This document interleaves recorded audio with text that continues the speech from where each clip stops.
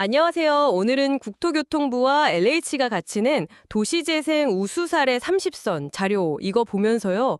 우리나라 도시들이 어떻게 다시 살아나고 있는지 그 핵심 비결들을 좀 파헤쳐 보려고 합니다. 네, 뭐 단순히 건물 새로 짓고 이런 걸 넘어서는 이야기들이죠. 그쵸. 주민들이 직접 참여하고 또 그 지역만의 문화를 살려서 도시가 어떻게 보면 다시 태어나는 거잖아요. 맞습니다.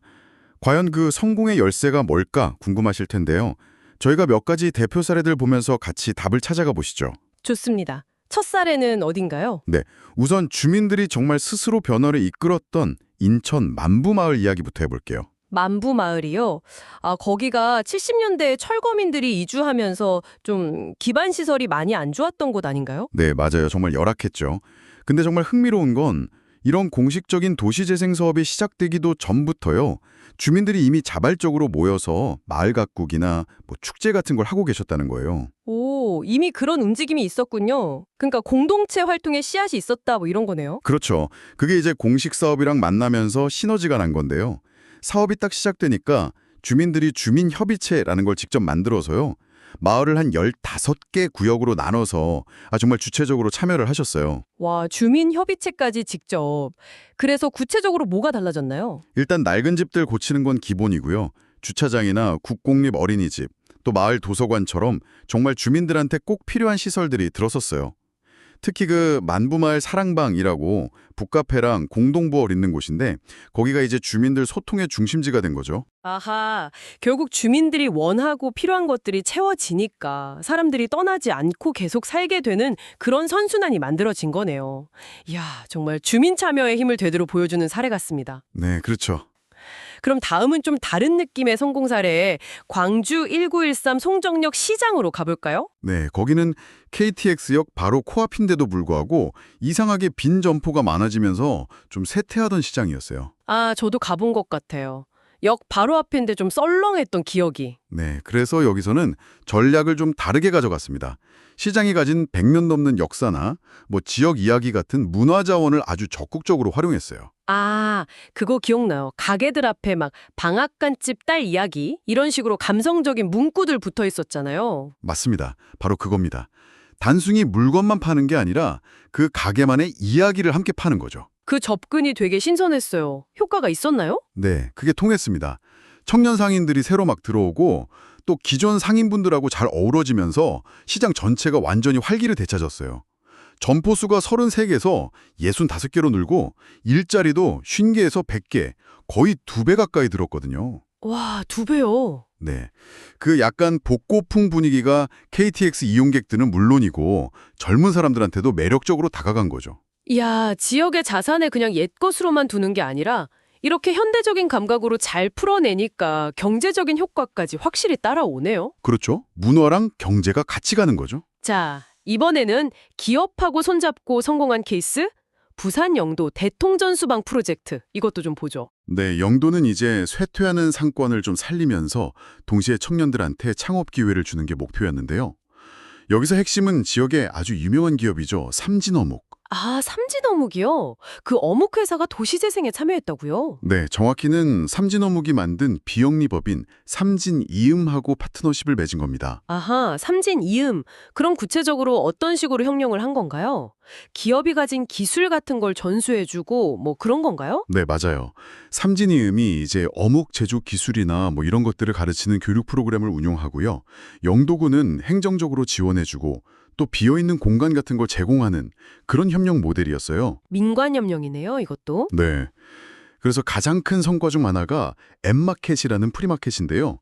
이게 뭐 한 번 열릴 때마다 10,000명 이상이 찾아오고 매출도 6천만 원 넘게 올릴 정도로 엄청 성공했어요. 와, 엠마켓. 저도 들어본 것 같아요. 네. 덕분에 예전에는 사실 잘 몰랐던 그 봉래동 일대가 요즘에는 아주 인기 있는 여행 코스로 떠올랐죠. 야, 기업이 가진 자원과 노하우를 지역사회에 환원하고 또 행정이 지원해주니까 지역 전체가 살아나는 아주 흥미로운 모델인데요. 그렇죠. 기업, 상인, 주인이 같이 협력하는 좋은 사례죠. 자, 그럼 마지막으로 스마트 기술을 활용한 곳 세종 조치원 사례를 좀 살펴볼까요? 네, 조치원은 사실 과거에는 충남의 중심지였잖아요. 그런데 이제 행정중심 복합도시, 그러니까 세종시, 신도시가 개발되고 공공기관들이 이전하면서 원도심 쇠퇴가 아주 심각했어요. 아, 그렇죠.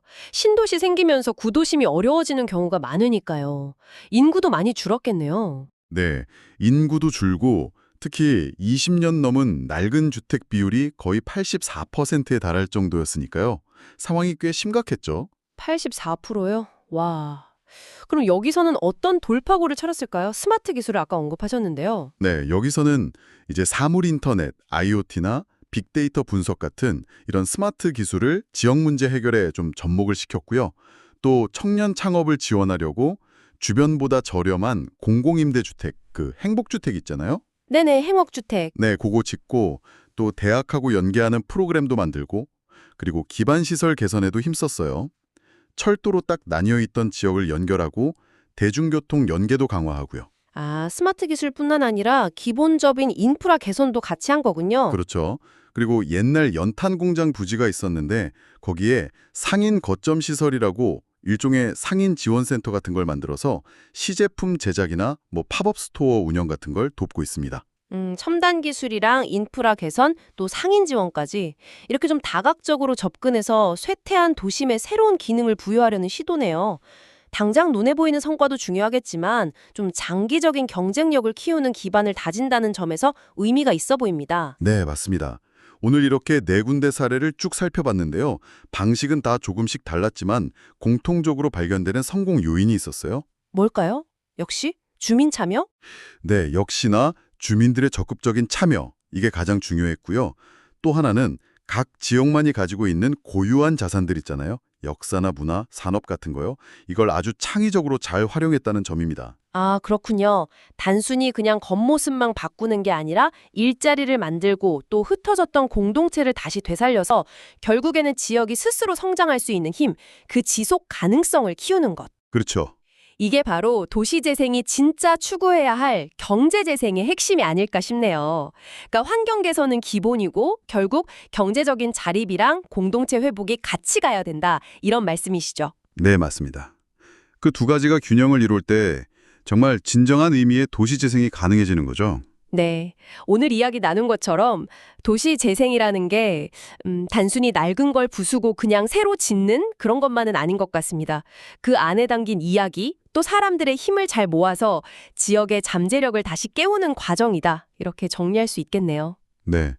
그래서 마지막으로 이런 질문을 한번 던져보고 싶습니다.